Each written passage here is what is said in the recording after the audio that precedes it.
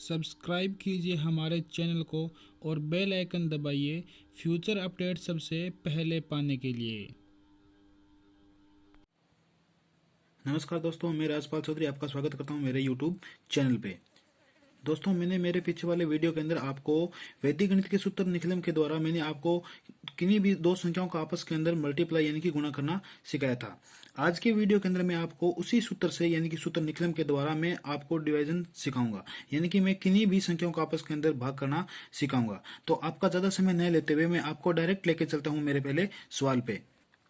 दोस्तों, जैसे कि आपको दिखाई दे रहा है, हमारा सवाल है 1,11,034 को भाग देना है 889 से, यानी कि 889 से। तो इसको सूत्र निकलम के द्वारा कैसे किया जाता है, मैं आपको सबसे पहले इसका फॉर्मेट बना के बताता हूँ।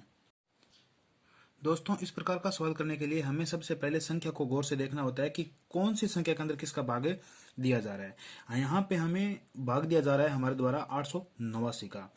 दोस्तों, सबसे पहले भाग देने के लिए हमें यह देखना होता है कि संख्या कितने अंकों की है। अगर संख्या एक अंक की है तो हम भाग उसमें आधार कितने का मानेंगे, 10 का।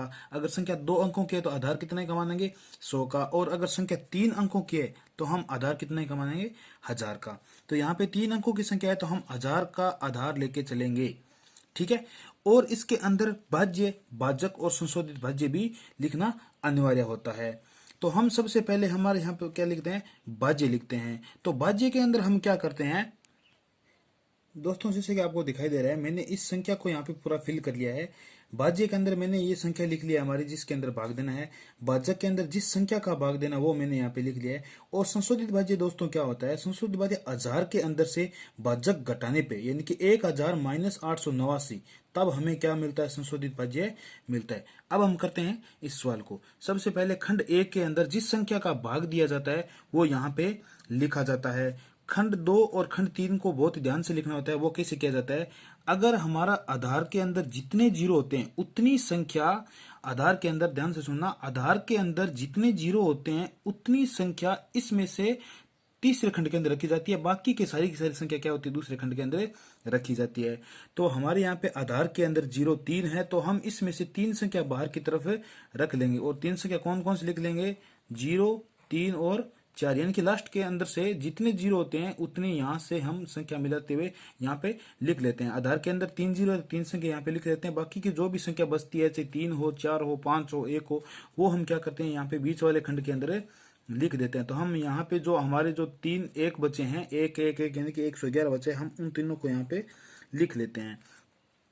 अब इनको करने के लिए हम क्या करते हैं, 889 के अंदर जो ये संशोधित भाज्य होता है ये इसके नीचे, यानी कि इसको आप पूरक संख्या भी बोल सकते हैं, पूरक संख्या भी बोल सकते हैं। ध्यान रखना, ये जो 111 है ये वाला नहीं है, ये संशोधित भाज्य है। क्योंकि हमारे यहाँ पे इत्तेफाक से ये तीनों दोनों चीजें मैच हो गई कि यहाँ पे भी 111 है और यहाँ पे भी 111 है। ये दोस्तों ध्यान रखना कि ये दोनों चीजें एक नहीं है। ये 889 को 1000 में से घटाने के बाद 111 आया है और ये 111 सवाल के अंदर दिया हुआ था। चलो हम आगे करते हैं। ये पूरक संख्या है, ये संशोधित भाज्य है, आपने यहाँ से किया वो वाली संख्या है। चलो इसको करने से पहले हम यहाँ पे एक सीधी लाइन खींची जाती है जो हम यहाँ पे खींच लेते हैं। और ऐसा करने के बाद जो पहली संख्या होती है उसको डायरेक्ट बिना किसी संशोधन किए हुए हम इसको नीचे लिख लेते हैं। तो एक का सीधा सीधा नीचे क्या उतर जाता है, एक उतर जाता है। अब दोस्तों क्या करना होता है, यहाँ पे जो संख्या आती है उसका उसके साथ गुणा करना होता है। यहाँ पे जो भी संख्या आती है उसका यहाँ पे जितनी भी संख्या होती है, 1 अंकों वाली, 2 अंकों वाली या 3 अंकों वाली, सारों के साथ क्या करना होता है, गुणा करना होता है। तो हम 1 का 111 के साथ गुणा करेंगे तो 111 ही आएगा। संख्या हमें लिखनी कहाँ से स्टार्ट करनी है, जिस संख्या को नीचे उतारा है उसके जस्ट आगे वाली संख्या से लिखना स्टार्ट करना है। तो इसको 1 इंटू 111, 111 ये आएगा। 111 को हम क्या करते हैं, प्रत्येक संख्या के नीचे मात्र एक ही अंक लिखते हैं। एक इसके नीचे लिखा, एक इसके नीचे लिखा और एक हम किसके नीचे लिखेंगे, इसके नीचे, ठीक है। अब बारी आती है 2 नंबर अंक की। 2 नंबर अंक, इन दोनों को जो भी होता है यहाँ पे संख्या होती है उनको जोड़ा जाता है। तो एक और एक कितने हो जाते हैं, 2। हमने 2 को उतारा यहाँ पे। अब सेम प्रोसेस जो एक के साथ इनके साथ किया था, 2 इंटू 111 कितने आएंगे, 222। अब इसका तो काम हो चुका है, इसके नीचे हम संख्या नहीं लिखेंगे। हमने यहाँ पे ये संख्या नीचे उतारी है तो इसके आगे वाली संख्या से हम लिखना प्रारंभ करेंगे। तो हम क्या करेंगे, यहाँ पे 2 2 और 2, ठीक है।